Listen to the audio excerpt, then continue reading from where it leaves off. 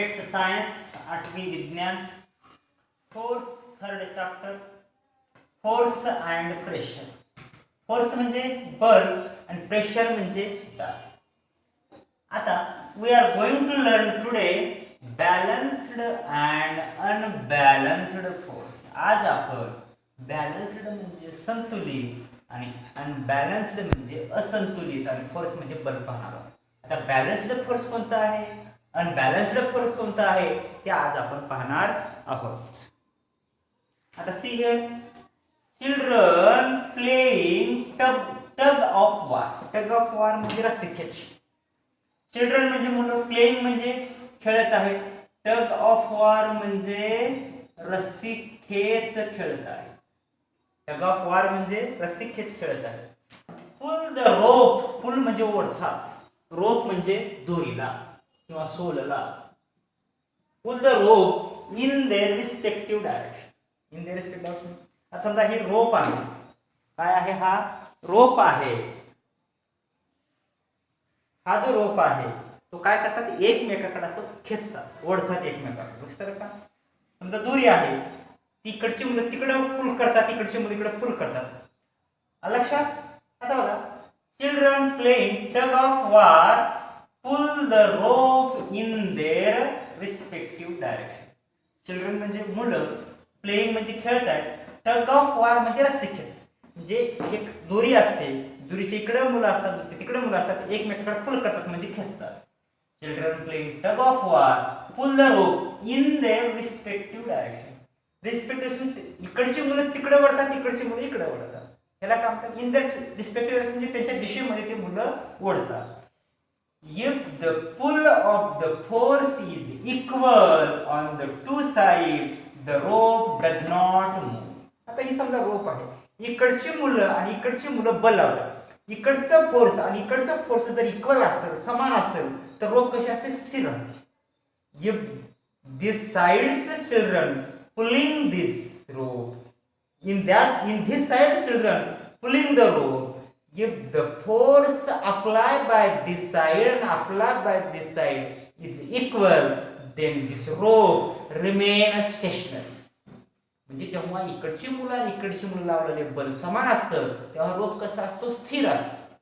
But तसं सांगितलं बघा, if the pull of force म्हणजे ओढणारा बल is equal on two side.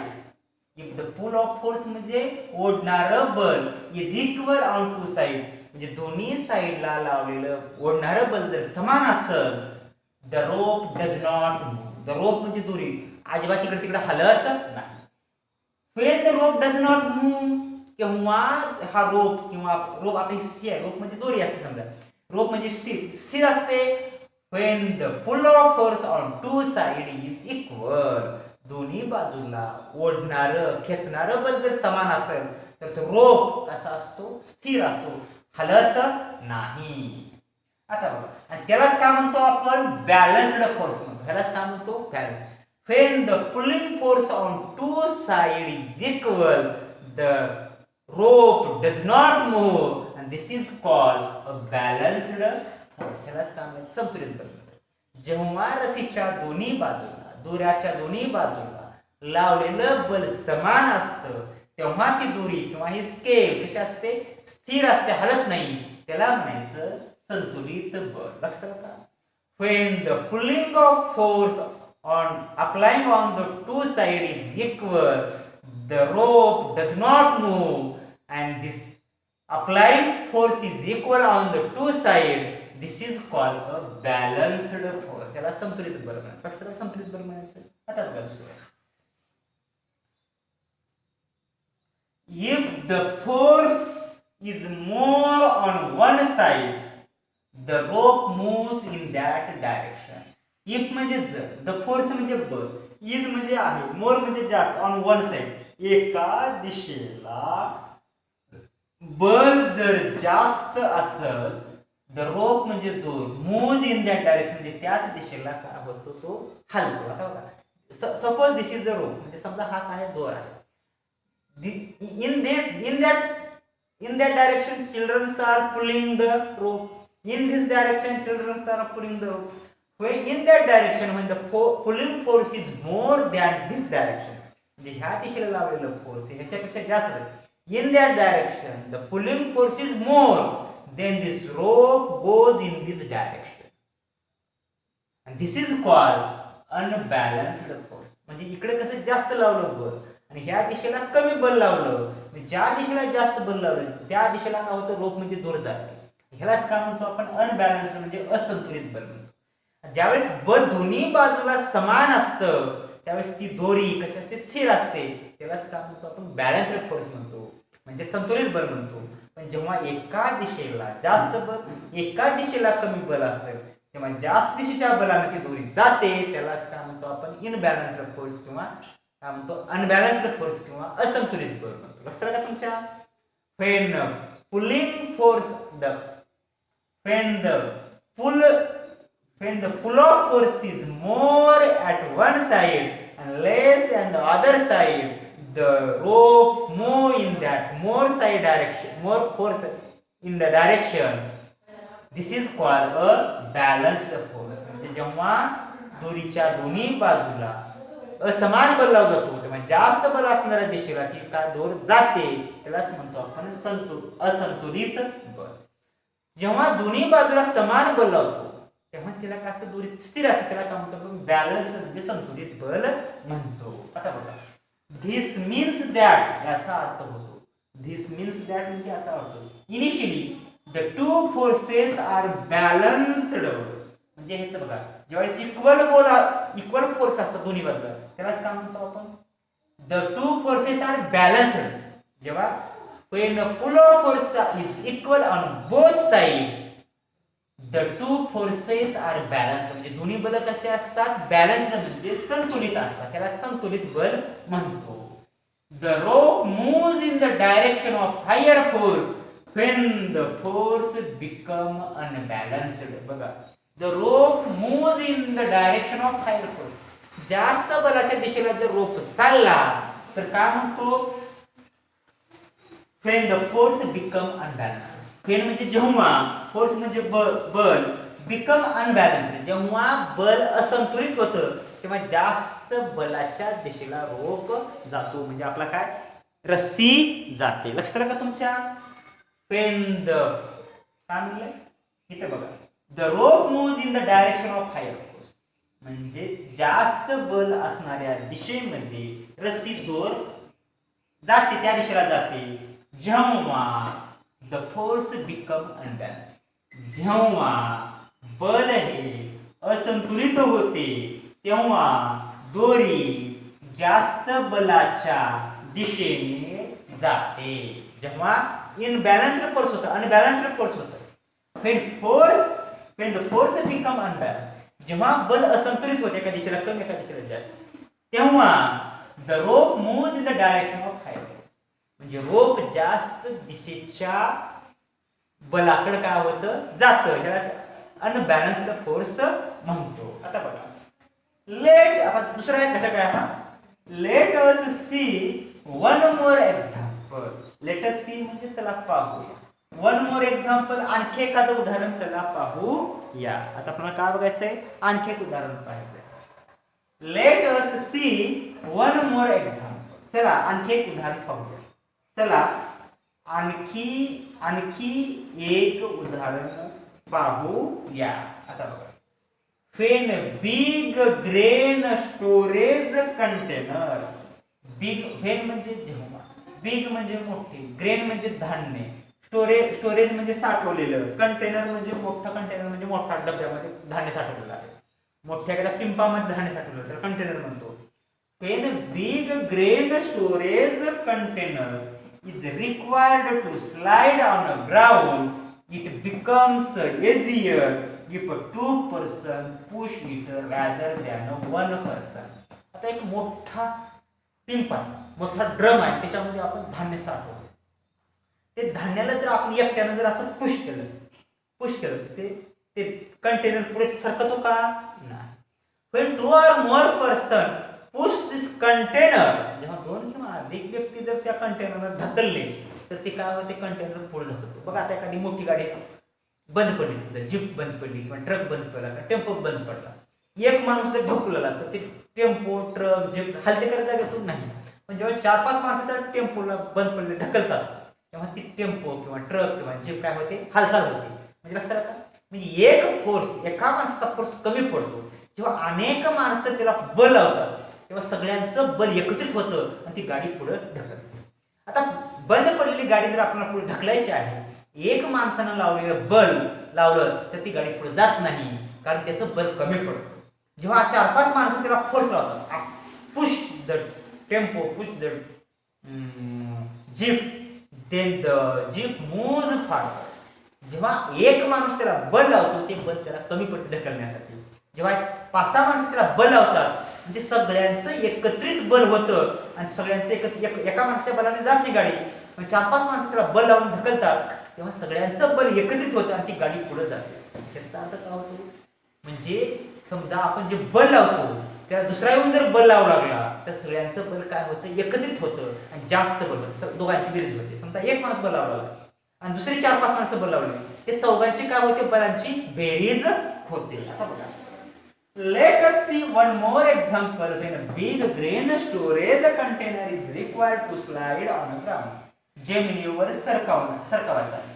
जेव्हा मोठं धान्याचं साठा केलेलं डब्बा किंवा मोठा पिंप रिक्वायर्ड टू स्लाइड म्हणजे ग्राउंड म्हणजे जमिनीवर काय करायचं, सरकवायचा आहे, इट बिकम्स एजियल. इट बिकम्स एजियल म्हणजे सोपं जातं.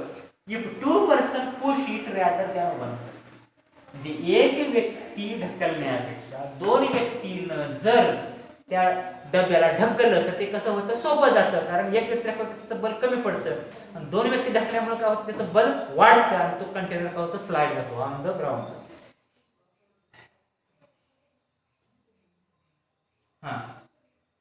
When the force is applied by both in the same direction, the moment is easy.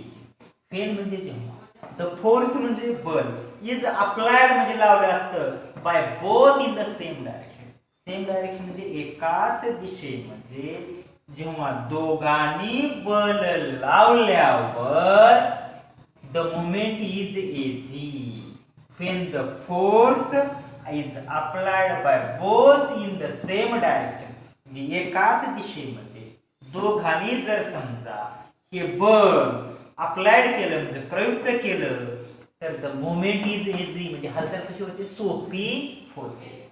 आता त्याचा अर्थ बघा, if several forces are applied on object in the same direction, the force equal to their addition acts on that object. बघा, if म्हणजे जर, several forces म्हणजे अनेक बल, are applied लावल्यावर on the object वस्तूवर in the same direction एकाच दिशेत एखाद्या वस्तूवर अनेक बले लावल्यावर a force equal to their addition acts on that object. म्हणजे सगळ्यांचा फोर्स काय होतं, ॲडिशन होतं म्हणजे एकत्रित होतं आणि त्या वस्तूवर लागतं आणि ती वस्तू पुढे जाते. म्हणजे सर्वांचं बल काय होतं, एकत्र होतं, ॲडिशन होतं. Force equal to their addition म्हणजे ॲडिशन म्हणजे सर्वांचं बल ॲडिशन होतं म्हणजे एकत्र होतं आणि ऍक्ट्स ऑन दॅट ऑब्जेक्ट आणि त्या वस्तूवर लागतं. म्हणजे समजा एकानं बल लावलं त्याचं बल करतं, दोघा चौघांनी बल होतं, सर्वांचं बल एकत्रित होतं आणि त्या वस्तूवर प्रयुक्त होतं. If 2 forces are applied on one object in a direction opposite to each other, the force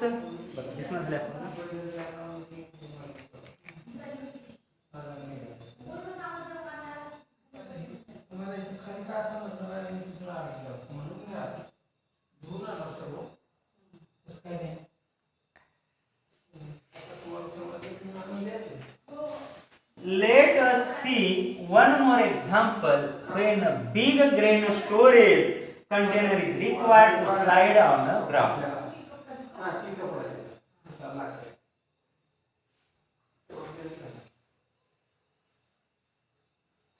Let us see one more example.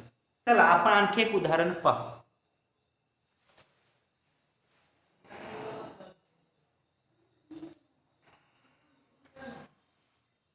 Let us see one more example. चला आणखी एक उदाहरण पाहू. when big grain storage container is required to slide on ground it becomes easier. बघा, जेव्हा मोठं धान्याचं साठा केलेलं डब्बा required to slide on ground it becomes easier if two person push it rather than one person. म्हणजे जेव्हा मोठा धान्याचा साठा केलेल्या डब्याला जमिनीवर ढकलण्यासाठी सरकवण्यासाठी इट बिकम्स इझियर म्हणजे हे सोपं जातं if two person push it rather than one person. म्हणजे एक व्यक्ती ढकलण्यापेक्षा दोन व्यक्तीनं पुश म्हणजे ढकलल्यावर त्याला ते डब्बा सरकवायला काय होतं, सोपं जातं.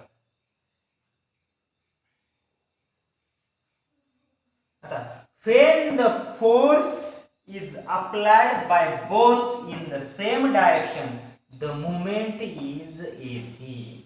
When म्हणजे जेव्हा the force is applied by both in the same direction, जेव्हा दोन व्यक्ती दोघांनी लावलेलं बल एकाच दिशेत the movement is easy. जेव्हा दोघांनी लावलेलं बल एकाच दिशेत असतं द मुवमेंट इज इझी. म्हणजे काय, हालचाल कशी सोपी जाते. दोघांनी एकाच दिशेने बल लावलं तर तो डबा काय होतो, सरकतो. If several forces are applied on an object in the same direction a force equal to their addition acts on that object. बघा, इफ म्हणजे जर, सेव्हरल म्हणजे अनेक, forces are applied. If several forces are applied on an object in the same direction a force equal to their addition acts on that object. जर अनेक बले वस्तूवर एकाच दिशेमध्ये लावली forces equal to their addition of than object. म्हणजे forces अनेकांनी लावलेली फोर्सेस काय होतात, इक्वल टू देअर ॲडिशन. म्हणजे सर्वांचा फोर्स एकत्र होतं आणि ॲक्ट दॅन ऑब्जेक्ट म्हणजे त्या वस्तूवर लागतात. If two forces are applied on one object, if म्हणजे जर, टू फोर्सेस म्हणजे दोन बल, आर अप्लाइड ऑन ऑब्जेक्ट म्हणजे वन ऑब्जेक्ट म्हणजे एका वस्तूवर जर दोन बले अप्लाइड केली, लावली इन अ डायरेक्शन ऑपोजिट, विरुद्ध दिशेने, टू इच अदर. आता समजा ही वस्तू आहे, इकडून एक ओढल्याने इकडून एक ओढलं, ऑपोजिट दिशेने जर त्याच्यावर बल अप्लाय केली, the forces equal to their difference at than object. The forces equal to their difference म्हणजे ह्याच्यामधला जो फरक आहे त्या वस्तूवर लागतो. समजा इकडून एक माणूस ओढायला, इकडून एक माणूस ओढायला, जो माणूस जास्त बल लावल तिकडे ती वस्तू जाईल. लक्षात आलं का, ह्याचा अर्थ असतो. आता इकडे जास्त बल लावलं इकडे जाईल, इकडे कमी बल लावलं इकडे जाणार नाही, खेचणार नाही. जसं रोप आहे आपला, दोरी आहे, रस्सी खेच आहे, जिकडे जास्त बल लावल तिकडे काय होईल, ती वस्तू तिकडे जाईल. जिकडे कमी लावल तिकडे काय होईल, कमी बल जाईल. That is force. फोर्स म्हणजे बल. Force is expressed in magnitude and direction. Force म्हणजे बल हे परिमाण आणि दिशेमध्ये व्यक्त केलं जातं. Force is applied in magnitude and direction. आता बल हे परिमाण आणि दिशेमध्ये व्यक्त केलं जातं. लक्षात का सगळ्यांचं तुमच्या. आता बघा, फोर्स म्हणजे बल is expressed in magnitude and direction. Magnitude म्हणजे परिमाण आणि डायरेक्शन म्हणजे दिशेमध्ये व्यक्त होतं. म्हणजे फोर्स हे परिमाण आणि दिशेमध्ये व्यक्त होतं. आणि फोर्स इज फॅक्टर क्वांटिटी म्हणजे सदिश राशी आहे. म्हणजे ह्याला परिमाण पण आहे आणि दिशा पण आहे. म्हणजे काय, हे सदिश राशी आहे. लक्षात आलं सगळ्यांच्या.